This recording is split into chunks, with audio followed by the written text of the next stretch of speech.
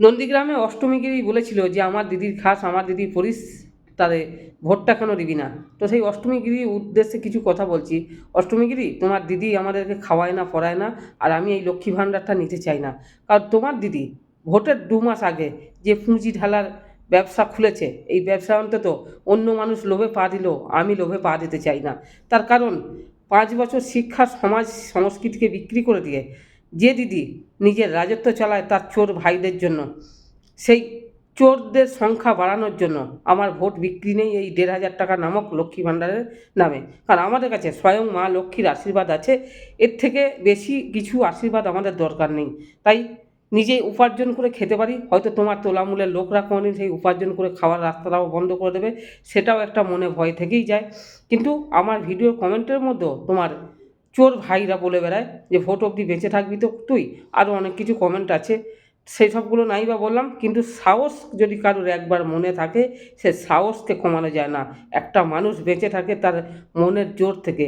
আমি কারোর কাছে মাথা বিক্রি করে রেখে দিইনি যে 1,000 টাকার বিনিময়ে তাদেরকে ভোটটা বিক্রি করব।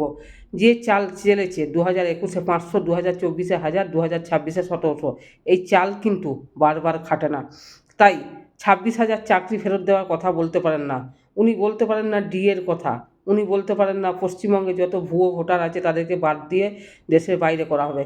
উনি করেন কি, রাজ্যের কোষাগারের টাকা নিয়ে বাংলাদেশি অনুপ্রবেশকারীদের অ্যাকাউন্টে টাকা যায়। উনি করতে পারেন কি, যে রেপ হয়ে মার্ডার হয়ে যাওয়া মানুষকে 1,00,000 টাকা পুঁজি দেওয়া, এই সবগুলো উনি করতে পারেন। পশ্চিমবঙ্গে যে সততার প্রতীক একদিনকে পশ্চিমবাংলার মানুষ এনেছিল, সেই সততার প্রতীক এখন কালিমালিপ্ত হয়ে গেছে কিছু চোর আর অসাধু ব্যক্তির জন্য। যে সততার প্রতীক একটা টাইমে মানুষ ভেবেছিল যিনি সততার প্রতীক, যে ন্যানো গাড়িকে, টাটাকে তাড়িয়ে, টাটা শিল্পকে তাড়িয়ে গুজরাটে পাঠানো হলো, সেই টাটাকে তাড়িয়ে দিয়ে উনি বলছেন পশ্চিমবঙ্গে ফ্লিপকার্ট আনবেন, লজিস্টিক হ্যাব আনবেন। তো সেই মানুষরা পশ্চিমবাংলার মেয়েদেরকে দুর্বল মাথা পেয়ে পশ্চিমবাংলার মেয়েদেরকে 1,000 টাকা, 1,700 টাকা নামক যে দান দিচ্ছে, এই দানে অন্তত অন্য কেউ ফাঁসলেও আমি ফাঁসবো না। কারণ আমার পেটে কিছুটা হলেও বিদ্যা আছে, আমি সেই বিদ্যার কাছে বিক্রি হব, কারোর দান, হাত পেতে দানের কাছে বিক্রি হব না। হ্যাঁ, 2 বছর নিয়েছি, 2 বছর লক্ষ্মী ভাণ্ডার নামক যে দানটা ছিল সেই দানটাকে নিয়েছি। সেই দানটাকে এখন নিতে নিতে আত্মসম্মানে বাঁধে।